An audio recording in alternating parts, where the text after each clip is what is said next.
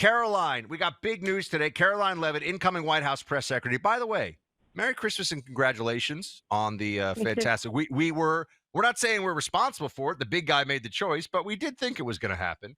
So congrats on that, Karoline. And speaking about the big guy, President Trump had some pretty, I would say, good and just news this morning with Atlanta. Let's start with that, and we'll go back to the CR. What should people know about the appeals court decision?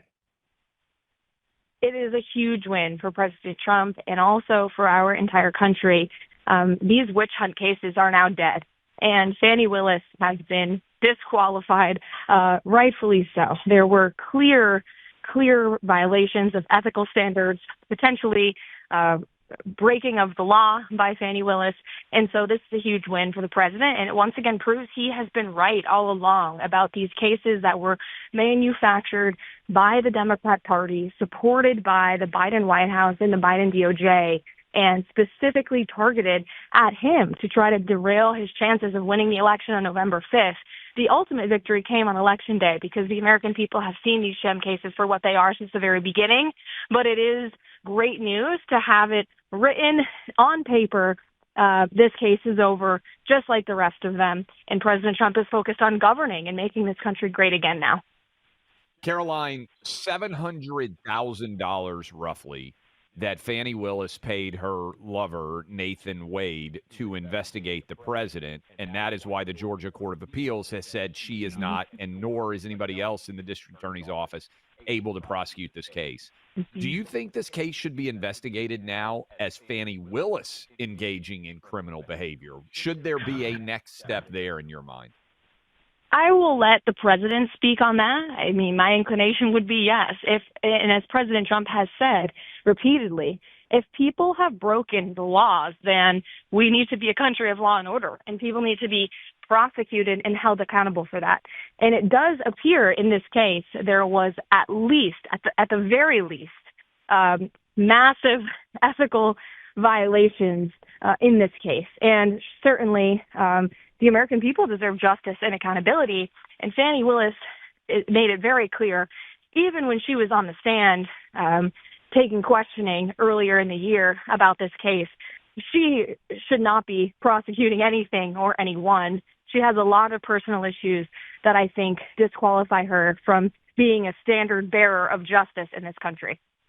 Speaking of Karoline Leavitt, the incoming White House press secretary, and Karoline, I wanted to get you to weigh in with what we see going on Capitol Hill, all the negotiations. Seems like from the news coverage of it, President Trump, along with some of his top advisors on this issue, people like, Doge, of course, Elon and Vivek Ramaswamy, have looked at some of the pork and the mess that is in this last-minute cremnibus bill and said, hold on a second.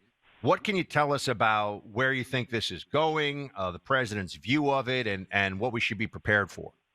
There's a lot of moving parts to this right now. Senator Vance is currently on Capitol Hill.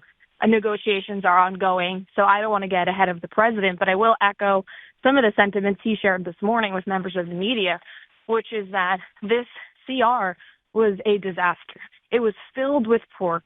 It was millions and millions of dollars for Democrat Party special projects and giveaways that the American people do not deserve. They just voted to reelect President Trump because they believe in his promise to cut bureaucracy and government waste. And so it looks like the bill is dead thanks to President Trump's lobbying efforts and once again proving he is the clear, unequivocal leader of the Republican Party. And so now we're back to the negotiating table. And the president believes that the debt ceiling issue must be addressed in one way or another before he takes office in January 2025. Again, the American people elected President Trump to implement the policies he campaigned on and promised them. That's why he won with a resounding mandate. Congress needs to get its act together to negotiate these issues before them now, get them done before President Trump is sworn in. So the president and everyone on Capitol Hill can hit the ground running, delivering on the promises that the American people want President Trump to deliver on, like border security, tackling inflation, energy independence, and ending the wars abroad. We're talking to Karoline Leavitt, the next White House press secretary. All right, these are big stories. Fani Willis, certainly what's going on with the bill that would set sort of the budget. But here's an important question. You're a new mom. You are going to be moving to Washington, D.C. What is it like to be preparing to take a brand new government to Washington, D.C., while having a newborn and having to find a place to live? Like, I'm actually just genuinely curious. Do you go to D.C.? Do you have any idea where you're going to live? What's that process like? Because there's lots of people like you who are going through their own personal life challenges while they're serving the country. Yeah, it's a challenging time. It's a busy time. It's an exciting time. I'm so excited to get to work, so honored that President Trump chose me to be his press secretary. I'm really looking forward to getting to work on day one. I am moving down there. Baby is coming with me. He's going to be a city boy, whether he knows it or likes it or not. We found a safe place to live, which I'm grateful for.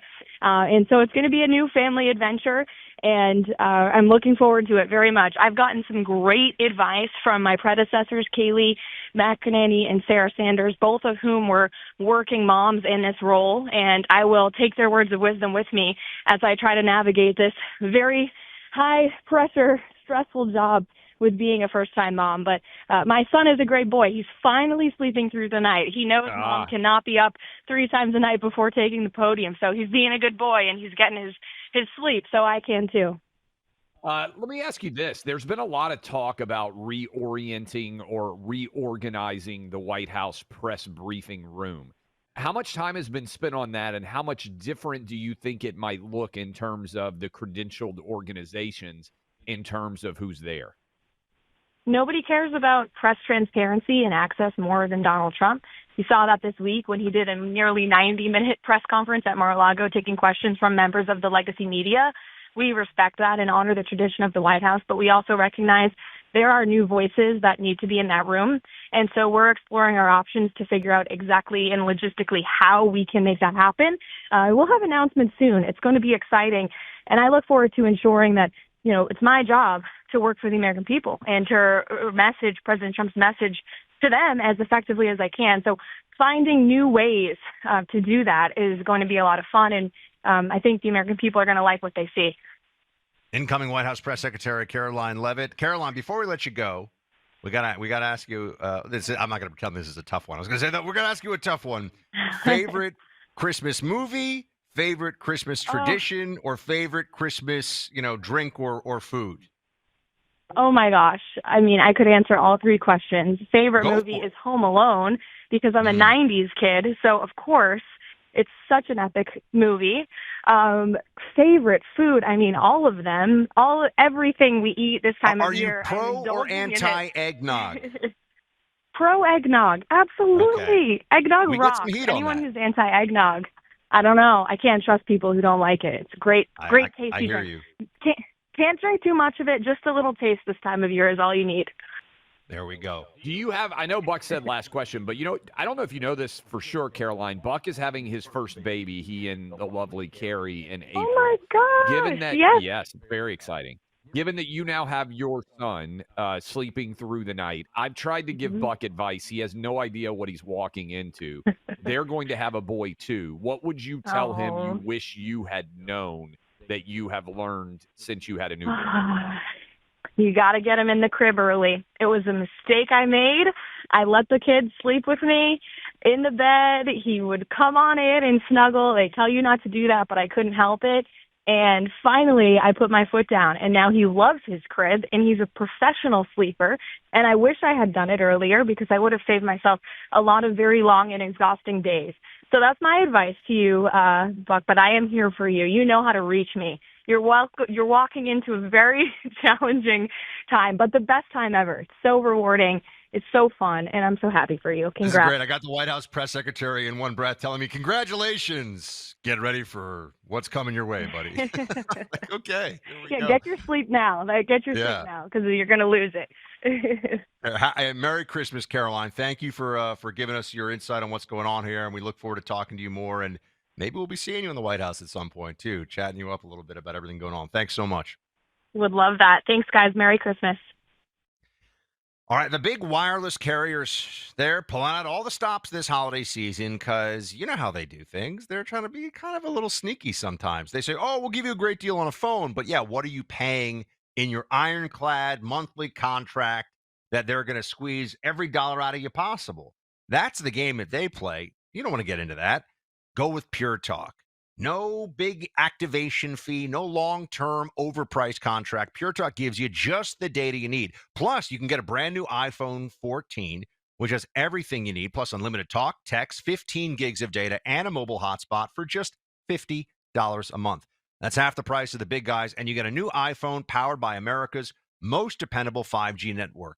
Dial pound 250 and say keywords Clay and Buck. Pure Talk's U.S. customer service team will make switching easy. Plus, when you dial pound 250 and say Clay and Buck, you'll get an additional 50% off your first month. Pure Talk, America's wireless company.